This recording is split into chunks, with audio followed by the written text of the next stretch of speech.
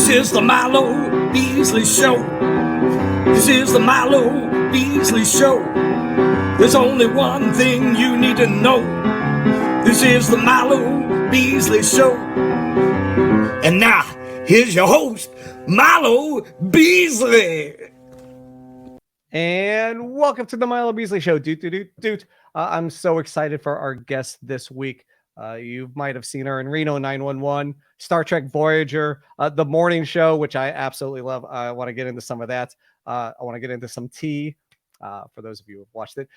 King of Queens Bones. Let's just go ahead and get right into it. Please help me welcome at this time, Kristina Hayes. How are you? I'm great. I love shooting a podcast in my bedroom. It's really fun. You know, it's 2022. It's what everybody does. 2022. Now, right? That's right. Right. And you were talking about how you audition now at home and stuff like that. So do you? I've had a lot of mixed, thoughts on that from folks. People who like working from home, but people who miss going into the studio and seeing casting directors' eyeballs and facial expressions firsthand. Oh, do you have a preference? I miss back in the day when, because I'm probably older than you, but we don't have to talk about that. But I miss going in for producer sessions, even in television, because the way that it works, if you're home and watching and don't know, for TV, sometimes you would go straight to producers, or when you're a young pup, you go into the casting office, and so you're with them live, and they can tell you if they like you, oh, do it like this or do it like this, and then they'll say, okay, come back to producers, and you audition for all the writers, and they can tweak something if they think it's good, but it's also, you have an audience, and it was a different. Sometimes they still do that. I probably not during COVID or now. Right. But yeah, it kind of slowly started being a thing where you would go into casting and they would just record you, and then they send it to the producers and they watch it. So there's a lot of lost contact with humans, and especially now. Yeah, I actually just booked a commercial or I shot a commercial that I booked, and it was the first time in 2 years that I got to go in and audition for people, for the advertisers.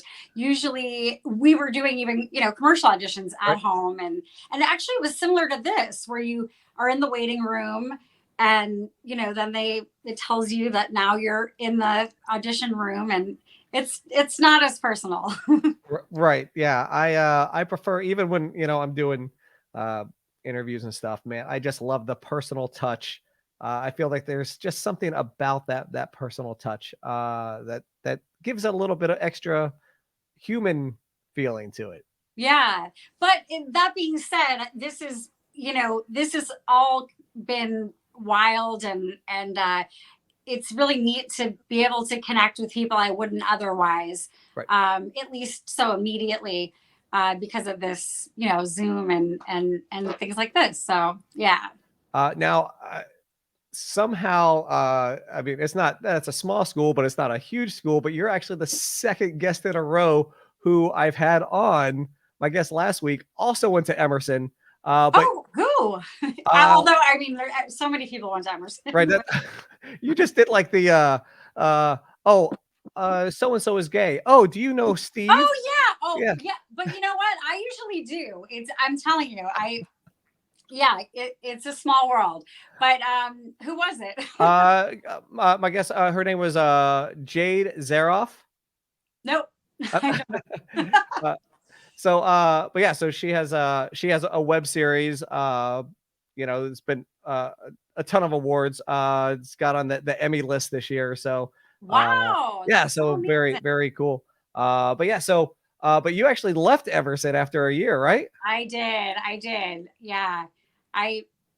It's crazy because I was only there a year, and yet I'm still friends with.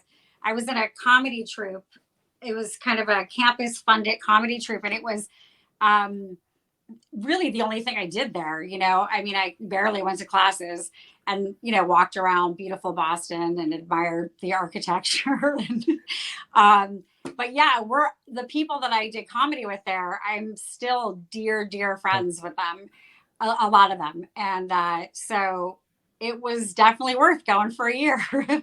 But sometimes I wish I had a degree. Right. You ended up, so you then went to NYC after that, right? Yeah, I moved to New York and I studied with Uta Hagen, and I did the whole New York thing, which was amazing. But I had taken a trip out to LA and I was completely enchanted by LA and, just the weather, and it kind of fit my personality, which I never thought, because I grew up in New Jersey and very close to New York City. So I always thought New York was my city. And then I came here and, I've been here for over 25 years now. That's incredible. Considering you have that love for theater as well. And yeah, that's what I mean. It's so odd. New York. Yeah, exactly. I don't know. But yeah, I just followed my heart. It was always here. Every time I tried to go back east and think about whether I wanted to do that, I just love this city. I still love it. I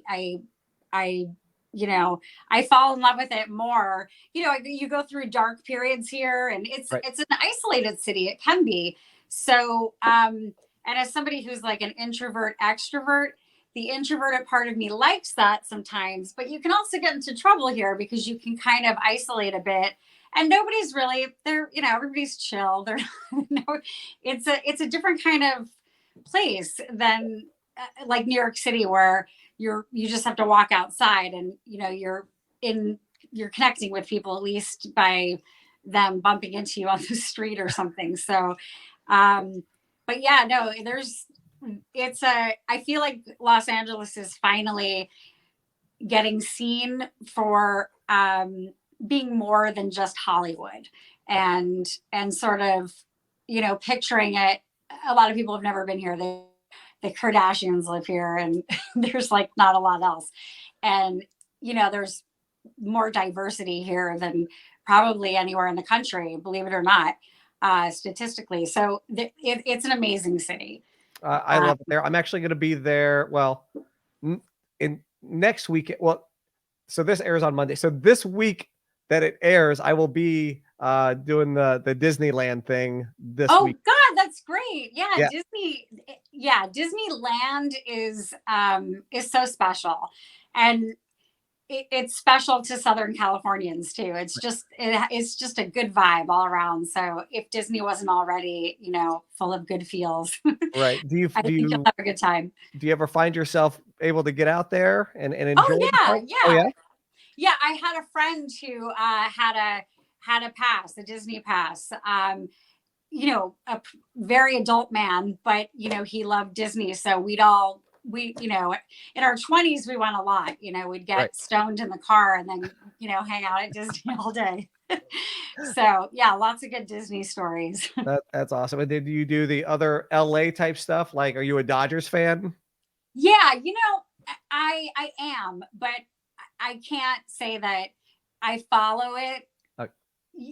But I never, I was never into sports until I moved to Los Angeles. I remember watching the Lakers on TV, and I was never interested in watching basketball, but there was, Kobe had just, signed on, and he was young, and the team it was like watching stars, so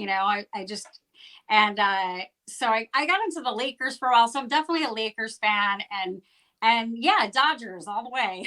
So I know, yeah, that's always a clue that you have a connection to the city is their teams. So yeah, I'm a Dodger fan and a Laker fan and a Rams fan, I guess. Oh, yeah, I suppose now you have to be. Again, the difference between the LA theater scene and the New York theater scene, do you still find time to either get out there and perform yourself or go and catch shows? Yes, absolutely. I feel like theater in LA has been such an integral part of my life here, because unless you book a series, a television series, or you're just working like gangbusters on films, there's a lot of time, you do an acting job and it ends. And so in LA, I think they might have, it's so weird. The pandemic has, I haven't even thought about theater because we haven't been able to perform. But for, most of my time here, there was a 99 seat theater, which is a way for union actors, SAG or equity, right. to perform productions that are very professional. They would be the equivalent of off-Broadway, but we sign a contract saying we'll only get paid $15 a show or $12 a show. And you're doing it because you want to act and you want to do great projects and you want to keep your chops up as an actor, Okay. So big names, celebrities will do these sort of off-Broadway equivalent productions here. There's a lot of amazing theater here. I performed at the Lost Studio with the Next Arena. I mean, there are companies that, no one would know unless you lived in LA. But right. But yeah, and my greatest friends in the world have come from, doing productions here over the years. That's fantastic. Yeah. I want to talk about one of my favorite shows, legitimate favorite shows of all time, and that is Reno 911. Yay! In fact, I just got over having the COVID. You got it? Yes. Oh, I'm so sorry. It wasn't that bad. It was just I had a bad sore throat, and which of course in my line of work is could be dangerous. Yeah.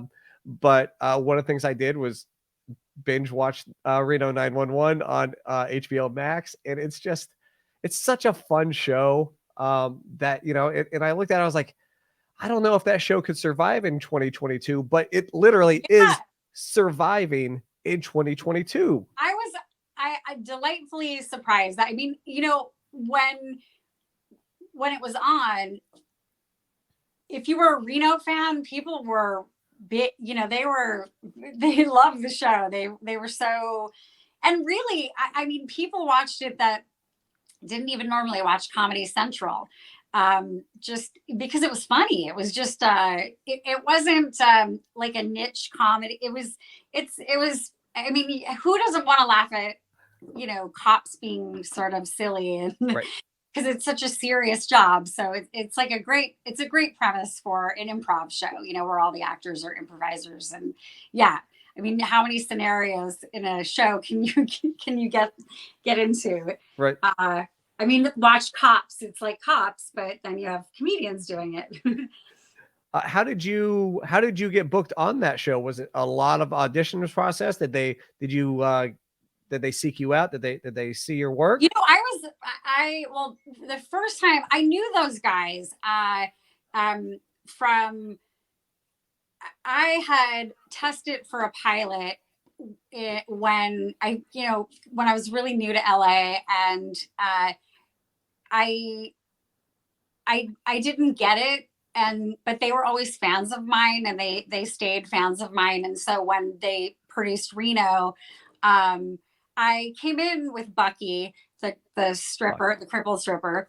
That's probably not PC anymore, the name. You probably couldn't get away with saying that, but she was more than just crippled, this woman, I mean, she was Bucky.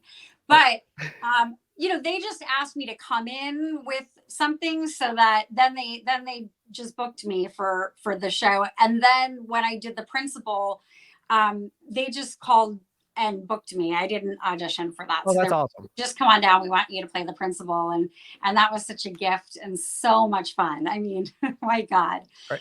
Yeah. So how much of that is just is improv, and how much? 100%. So it's they give you a premise and say, just go with it here. Exactly. I mean, that is my absolute favorite thing to do. I mean, yeah, it was just a blast. Yeah, they beat out the show. They know what they need to shoot, but yeah, everybody gets to just go for it. I mean, that's the premise. Everything about the show is just amazing to me. And the characters that you brought on were your own characters, right? Yeah. Well, yeah. I mean, they had Bucky was my own character. I actually had done Bucky in a one-woman show, and where I did all these different characters, and she wasn't as well. She wasn't a stripper in the one-woman show. So when they asked me to come in, I thought, well, it'd be cool to take Bucky and sexy her up, and that's what I did, and I just made her a stripper. So the character is mine, and then you come in, and then you just have fun playing. The principal, I didn't have a principal character, but I had lots of wigs, and that was the fun thing too. It's like I love wearing wigs, but normally you don't get to wear wigs on TV shows. It's you don't look the part, you don't get the part. Right. So on this, it was just, hey, come on down. We want you to be the principal of the school. Great, that was it. So then I went in my wig box and found one that I thought was appropriate, and yeah, then that was it. I mean, it's such a great show, a great, like I said, a great premise. It just had to be so much fun working on those. Did you get everything done in one take, or were you able to break those guys? Break. I mean, I remember one time. Yeah, there's a lot of that. It's no, you know what? They're good. They right. can that if anything, it's people off camera trying not to ruin the take by laughing. Those guys are amazing. So, like Bucky, the Bucky scene, right. I feel like it was it was a character that when you watch the show, usually you get little glimpses of the characters, and I was really lucky to have her have this sort of like scene that had a beginning, middle, and end. It sort of happened so beautifully in an improvised moment. I think we only shot it 1.5 times. It was like we shot it and it just happened so magically, and then maybe they did a pickup of something that they wanted to make sure they got, but yeah, it was that kind of thing. So yeah, they are, the way they shoot, they're just shooting all day long. They have to get a lot done on a small budget. So that's the great thing about improv. There's no script supervisor saying, wait, she didn't say this, or we didn't get this. And the way it's shot, it's supposed to be like a documentary. So yeah, those guys are amazing, and they work so hard all day. And yeah, I'm so happy that the show is still being, it's still out there. It's great. Right. And you never know when that phone's going to ring. So, no. Yeah. I have a funny story about that. So I don't know. We're okay. Like using bad language or. Oh yeah. It's the internet. Anything goes. Right. Yeah. I remember they were editing, Ben and Tom were editing, the principal one day, and they called and they said, I don't think it ever ended up on the show. No, it did. I think, no, it did.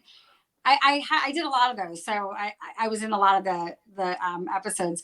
I think it was season 4. So they called and they said, you have to tell us what a PTA is. And the principal character, they had asked me, just make announcements to the kids, like the way a principal. So I got to just improvise all these different announcements. And I had said that there was a water shortage, so that, to just take a PTA, not a full shower. And they're like, what does that even mean? And I said, oh, it means pussy, tits, and ass.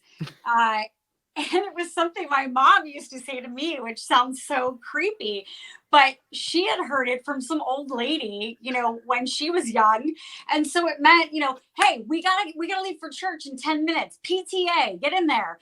And that was it. And then you took a PTA, which just meant get in the tub and, quickly wash your parts, pussy, tits, and ass, and go. And so I know. So but they were dying. So then I think that they put it on the show, and I don't know a lot of people that know what PTA is, so I like meeting someone who knows. I'm like, oh, you too, cool. Now, when you were filming, because there was a lot of crazy things being said, were there actual kids in the auditorium? No, absolutely not. No, okay, no. All right, because yeah. No, and they did classroom scenes too. Right. Oh, right. You know what? Now it's all coming back to me. This is when you know you're old, because it was so long ago. But yeah, we didn't just shoot in the auditorium. That's right. There were the classroom scenes too. Yeah, so they would shoot just reactions from the kids, and then they have them leave so that we can say whatever we want. Right. Yeah, I've always wondered, maybe parents who want their kids in shows will sign off on anything. So right, exactly. like, you're just gonna have to sit here and listen to this film. No, they're pretty good at on sets protecting the kids. When you see stuff, whatever it is, I'm pretty sure there's laws like protecting them. Yeah, I mean, the stuff with Officer Weigel, Carrie Kenny, I didn't know she knew. The fact that she knows, like, the sign language scene is. Oh my God! Yes. Thank you for appreciating that. She did that. It was amazing. It was mind blowing because especially of all characters on the show. Another show I want to get into, one of my favorites, because again, I talk a lot and it's my thing, is the morning show, and you got to do some stuff on there and you were a host of a show called The Tea. Right, which is supposed to kind of be like The View. Right. So if you were to have a talk show, if The Tea was yours, who would you have as your co-host on The Tea? Ooh, good question. Oh, okay. Do I have several people? Yes. I have so many amazing female friends that are freaking hilarious. And that I'll do my dream cast right now. I would say Pam Cook, who you should have on this show. She's amazing. She's not a big name. I'm not a big name, but you look her up. She's one of the funniest people on the planet and one of my best friends. So I would do Pam Cook. Let's see. Don't be offended, ladies, if I don't name you, because this is where I'm just on the spot. Lisa Gottman, she's also amazing. She's a stand-up. And let's see, what other friends? I have so many. And I'm getting nervous that I'm not going to name somebody and I'm going to feel bad. So yeah, I'll just go with that for now. That'll probably come to me. Something that's I've often wondered. So it was funny is because it's a theme in the episode that you were in. And so in the professional wrestling business, we tend to go up to veterans and ask their advice, for, hey, can you watch my match? Can you give me some pointers? Can you, and then in that episode, a woman in Italy, asked Steve Carell's character for, what she wanted to pick his brain. So what I was wondering is that something that happened? Is that a thing in the entertainment business? Is it okay to go up to veterans on a set and ask for their advice, ask to pick their brains, or is that a no-no? No, it's not on a set. Okay. Yeah, it's because you're working, they're working, and it's a very concentrated, focused work environment. It has to be because of time, and there's so now listen, I will say this. If the opportunity arises where like I had sort of, when I was in one of my very first jobs, I got to do a pilot with Ellen DeGeneres and Tim Conway, and but it, the script was kind of all week yeah, it was sad I didn't end up in it, and it had nothing to do with me. There was never a part for me because it was like we're coming in, we're comedians, improvisers coming in, and so but I got to hang out with Tim Conway all week, and oh man, in that situation, he started opening up and telling stories about because there was all this downtime because we were all waiting for the writers to give us a script, and so he was telling stories about the Carol Burnett show, just what was really happening and how the show was ran. And I mean, it's man, what a gift. I mean, we were just like, and of course we got to just ask questions and actually, I mean, he was so cool. I remember we were waiting to do a network reading and we're outside and Gregory Hines passed me. This is kind of I won't get into the whole story, but I've always had this weird thing with Gregory Hines, and which is so random. I mean, because it just is. My father was a child model, which is so funny because he was just a model, and he'd be like, I had no talent. I was just pretty. And he went to like the real fame school in New York City because he had to go for calls all the time and jobs. And he went to school with Gregory Hines and his brother. So my dad, I have all these stories. Like I remember when my dad, he would drink too much and he would start talking about Gregory Hines and he'd, and he would say how talented he was. And I don't know why, just as a kid, I would think it would be so dreamy to me to think of like being at the fame school and watching Gregory Hines dance as a kid through the window.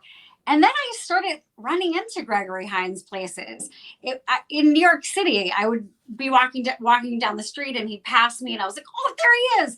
I'd be at Newark airport and realize he was on my plane.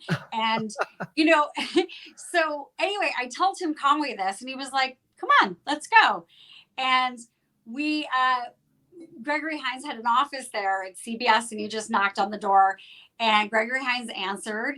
And they do their celebrity thing, like, hey, I'm a celebrity, you're a celebrity, and this is Kristina. She's not a celebrity, but she, she thinks that you might know her dad. And so, I was able to have this little quick conversation with Gregory Hines, and he said, oh yeah, I think I do remember them. They were identical twins. It was my dad and his twin that went to the school.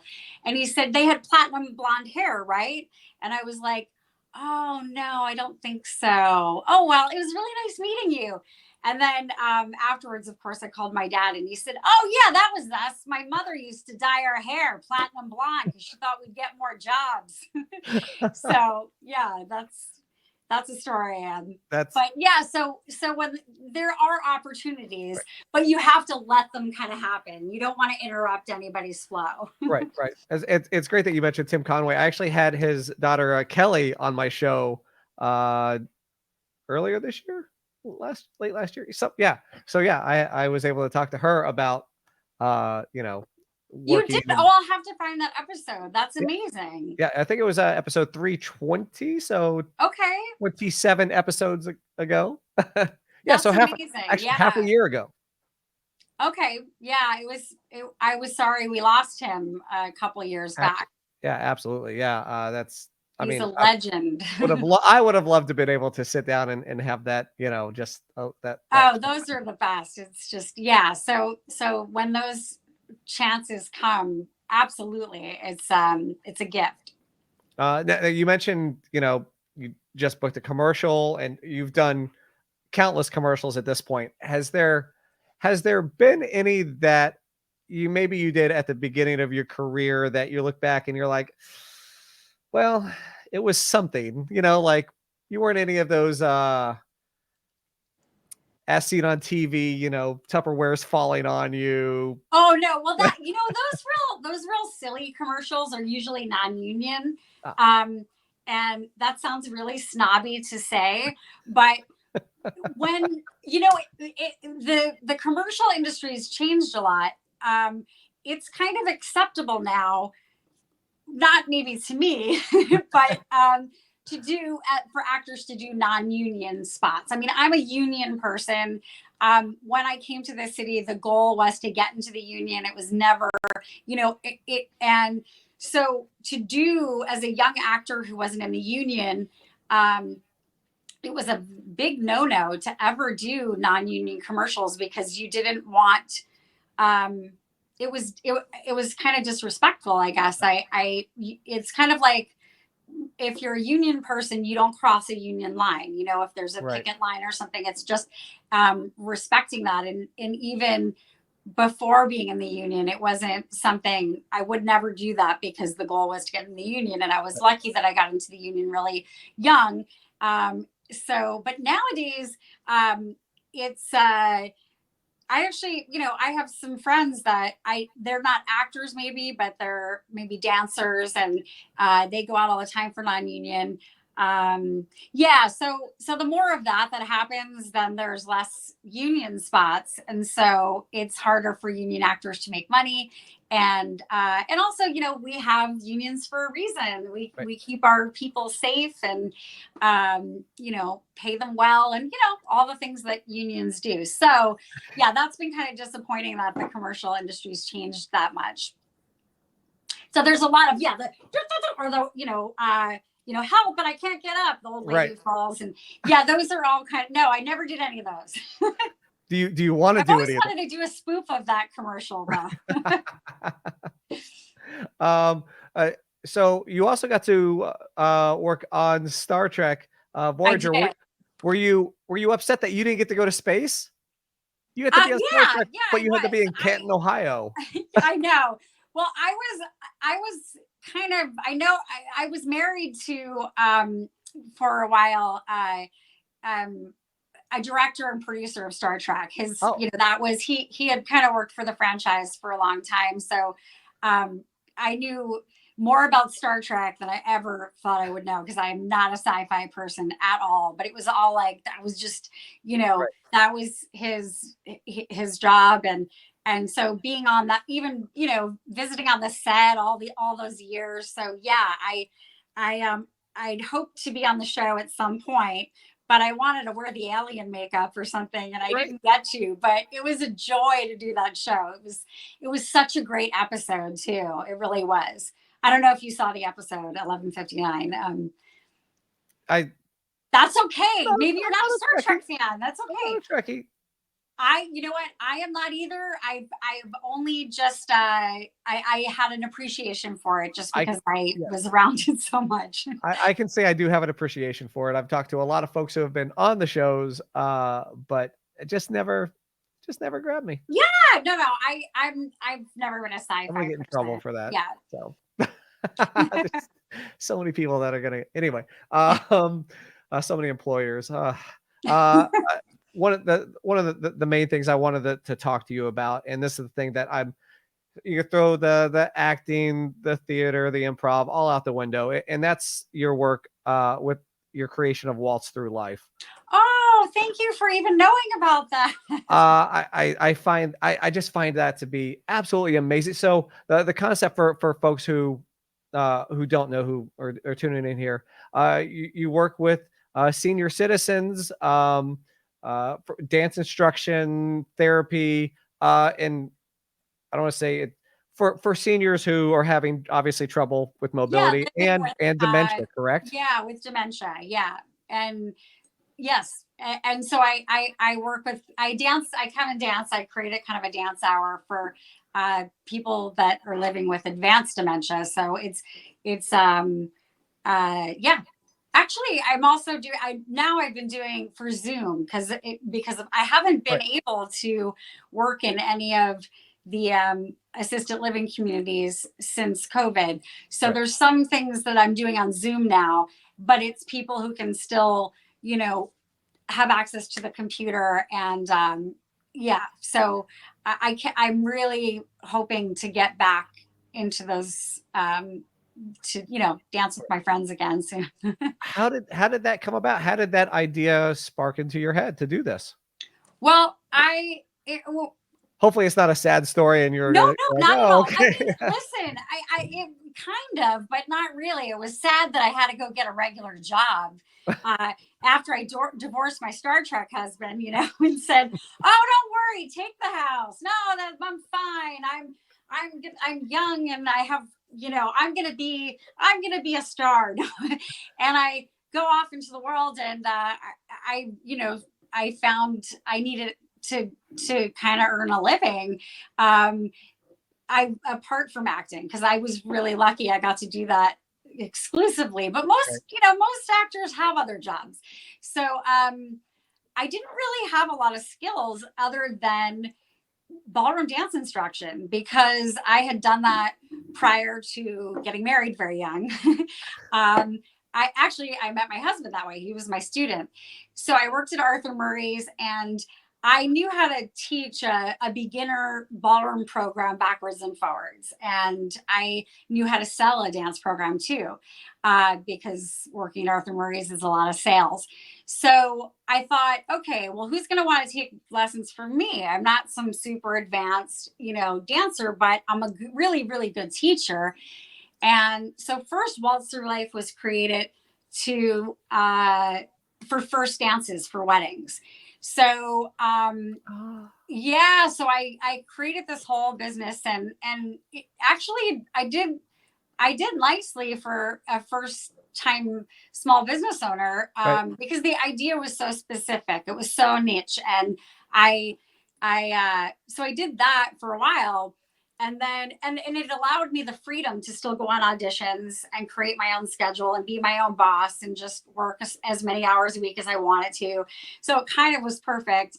And then the recession happened, the 2007 recession, and the wedding industry kind of tanked. So, you know, the phone kind of stopped ringing, and I thought, what am I going to do with this now? And so, you know, this probably sounds sad, but I went from first dances to last dances.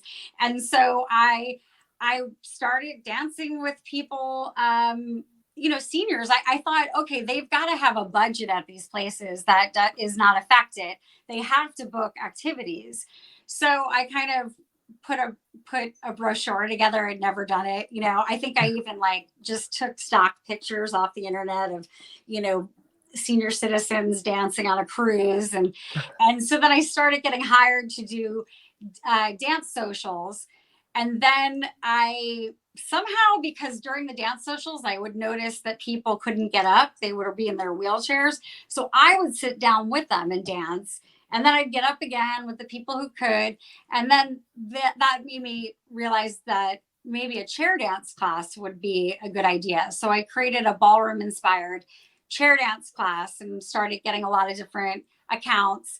And then one day somebody was watching me, and they said, you know, you should try this here at in the neighborhood, they called it, at this one place, which was a secure unit for people who with advanced dementia. And so it's you know, memory care. So I tried it, and it was, I mean, my heart just exploded. It was the most, if dancing with seniors wasn't already super cool on many levels, because they also make you laugh like crazy, and then working with people with dementia was it's my favorite thing to do. It was just magical. And yeah, so yeah. But thank you for asking me about that. I'm sure the stories they have too are incredible. Yeah. Oh, you mean well, the people with advanced dementia, the thing is that they've lost a lot of their language skill. So that's where the music and the dancing comes in, because they still can communicate with music and movement. All the details of their life don't matter anymore. It doesn't matter about all the memories. It doesn't matter it's just like improvising. It's being completely in the moment, the most truthful moment. There's nothing else except just you and that person and that moment and the music. And they've taught me so much. I mean, yeah, it was definitely a life-changing experience working with those people. And again, those people, Right. my friends, I call Right. them. My older friends, but I do hope to get back to that work soon, but it's been so hard with the pandemic. Oh yeah, yeah, completely understandable. Obviously, very at risk. Did you guys just see I spilled coffee on myself? I'd miss that. Oh, So, good. well, now that you told us, we'll have to go back and Well, watch. somebody saw it, so I was like, I have to call myself out. On that note, I warned you that there's a thing that we do here on the Milo Beasley Show. Oh, called right. The Milo Beasley Show. Frequently asked questions.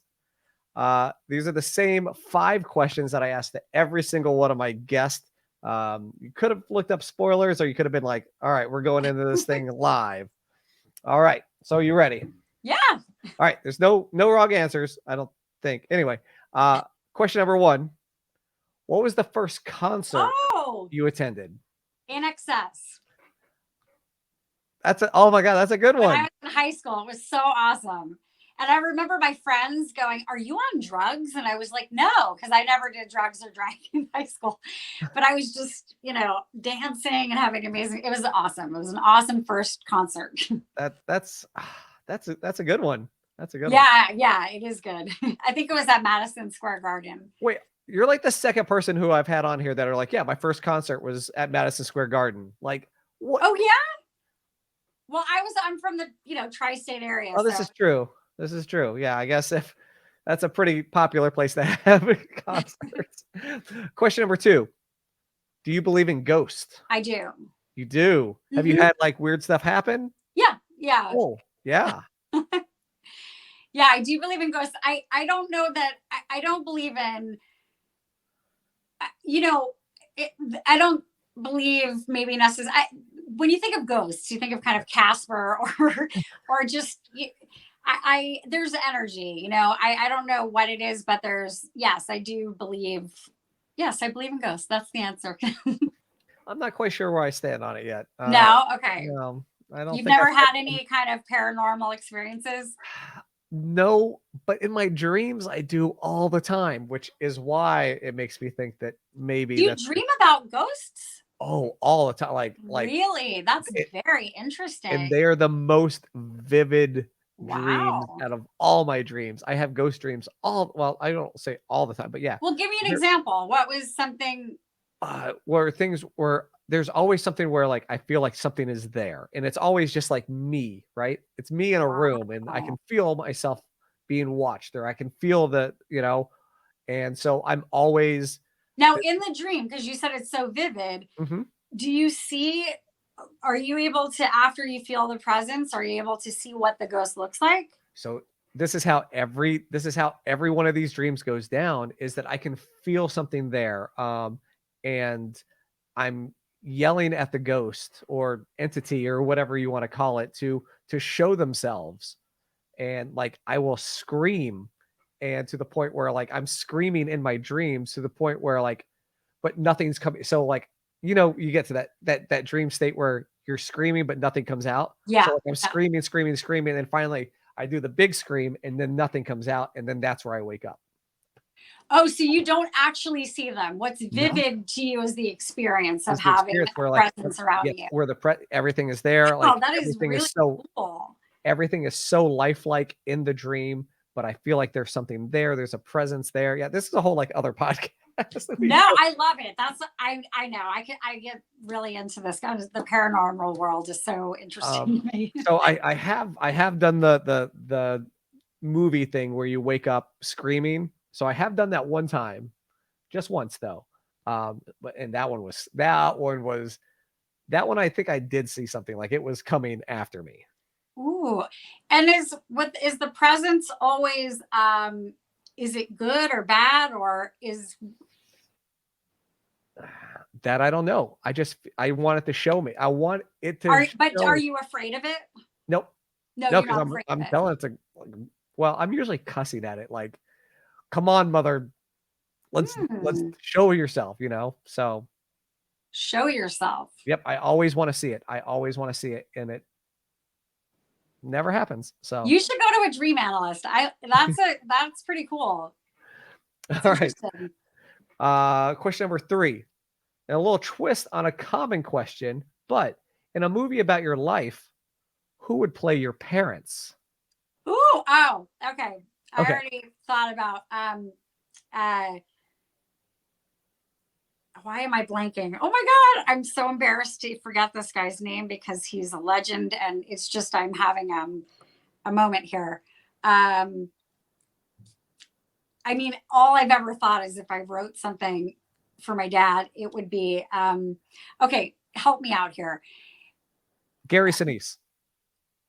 No, but that would have been amazing had I named it on the first try with no clue. Have you ever seen Waiting for Guffman? Yes. It's what's his name? I mean, I don't know. I can't even believe this. This is embarrassing. It's Catherine O'Hara's husband in Waiting for Guffman. I would look it up if I didn't have you up on my phone right now, so that I'm not as embarrassed. Oh no.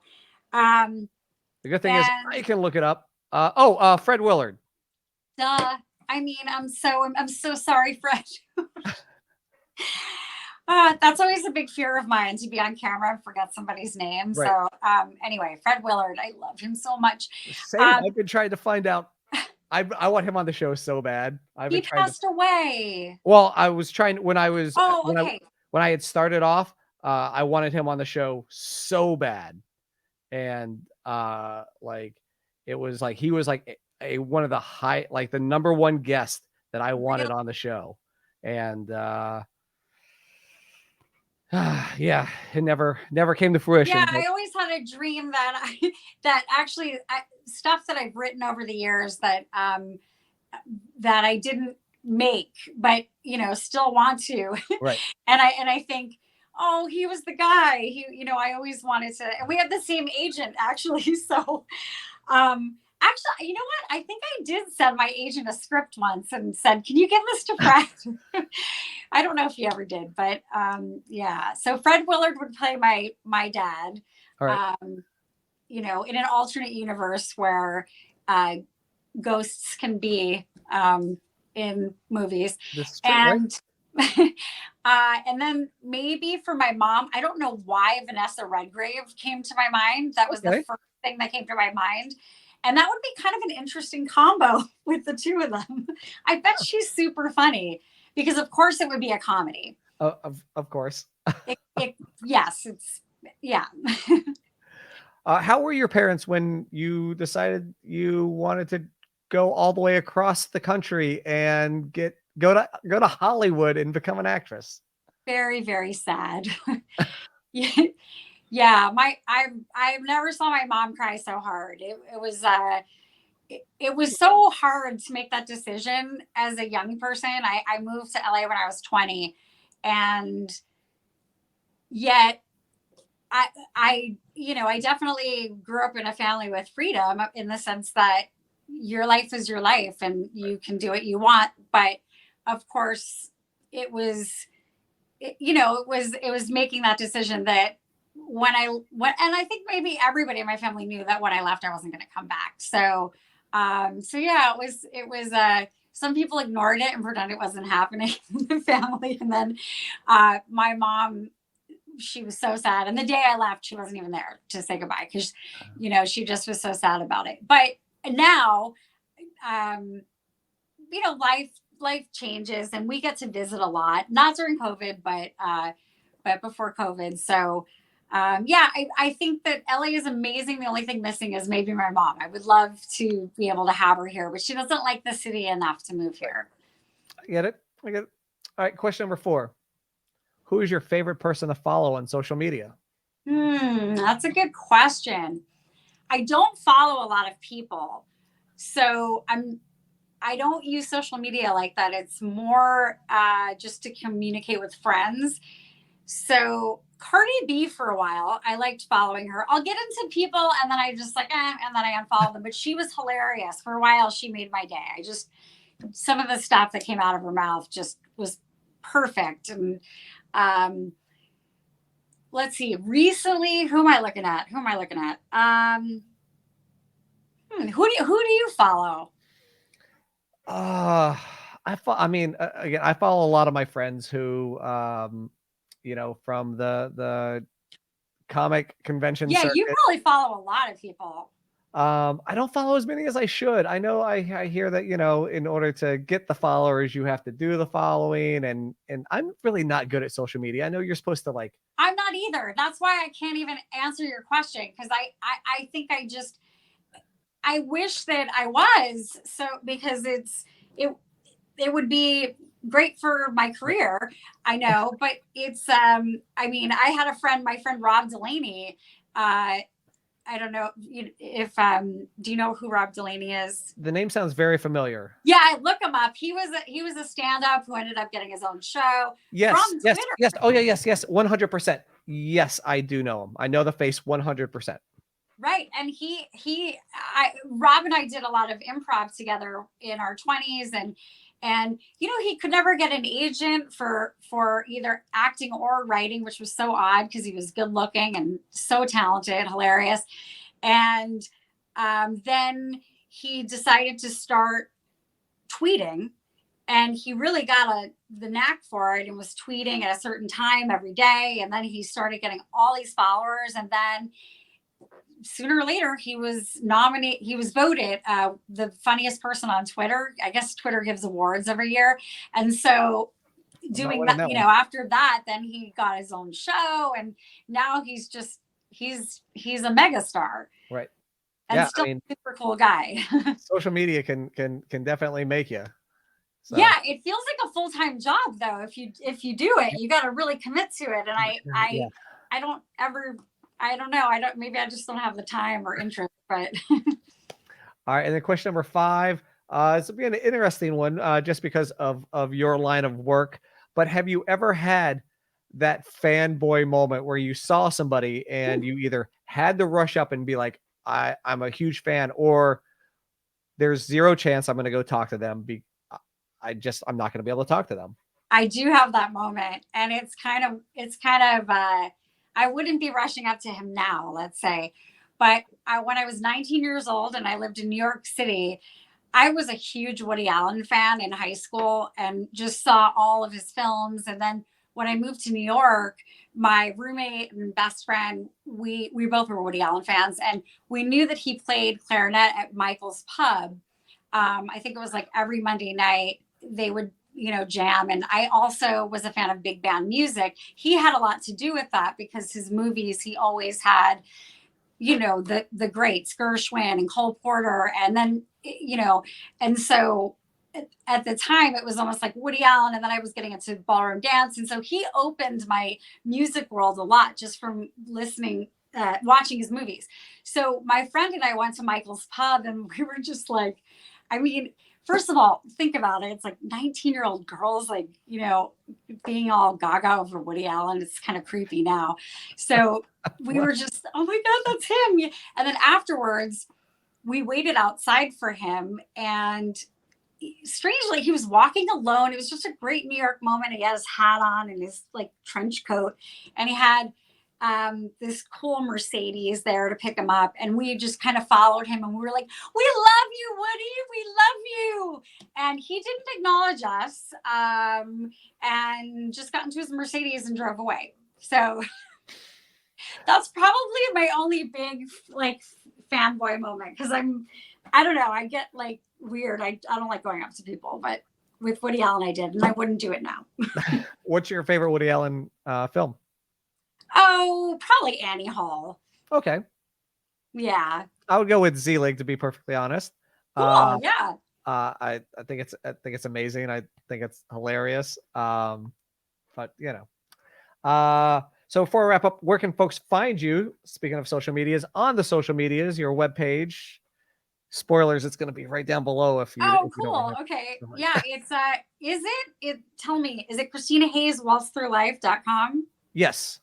Great, because I could never get my name. Somebody bought my name years ago, and I don't know how that works. So oh no, I don't know. Maybe now it's different, but they buy up names, so right. They wanted like $6,000 for my name, and I now just do Kristina Hayes, Waltz Through Life. Perfect. .com. Perfect. So anything else before we wrap up? You can follow me on Instagram, Kristina Marie Hayes. And I'm not really a Twitter. I don't do Twitter. I mean, I'm on it, but I'm on it, but not on it. I try. I feel like I feel bad because I feel like the only stuff I post is like promoting my show and just be like, hey, watch my stuff. And right. I mean, that's what it's for. It is, but then I feel like I don't do the interacting as much as I should be doing. So I got to get better at it. It's okay. I forgive you.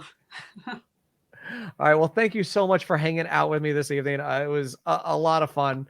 And hopefully maybe we'll get a chance to do it again in the future. Absolutely. Yes. And thank you all for watching at home. If you haven't already, hit that subscribe button. And most importantly, tell your friends. And we will see you next week.